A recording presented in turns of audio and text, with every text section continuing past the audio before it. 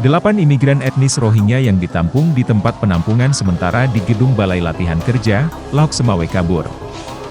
Kedelapan wanita pengungsi etnis Rohingya itu, diduga kabur pada Selasa 18 Januari 2022, bersama sindikat perdagangan orang. Mereka yang melarikan diri itu, rata-rata berusia 12 hingga 24 tahun. Petugas keamanan yang mengawasi lokasi penampungan berhasil mengamankan 2 warga asal Medan, Sumatera Utara. Mereka diduga bagian dari sindikat perdagangan orang.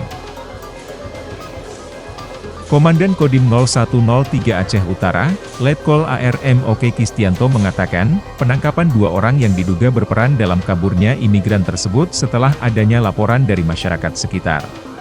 Warga mencurigai gerak-gerik mereka di sekitar lokasi penampungan pengungsi Rohingya. Setelah dimintai keterangan, keduanya mengaku sebagai sopir travel, yang ditugaskan oleh seseorang yang alamatnya di sekitar lokasi pengungsian Rohingya. Kini keduanya telah diamankan oleh pihak kepolisian untuk penyidikan lebih lanjut. Ada 8 orang pengungsi Rohingya yang meninggalkan BLK.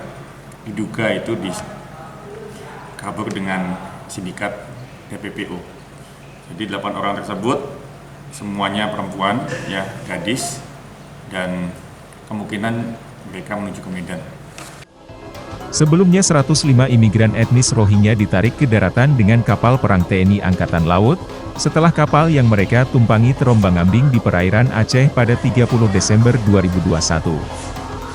Mereka terdiri 8 orang pria, 50 wanita, dan 47 anak-anak.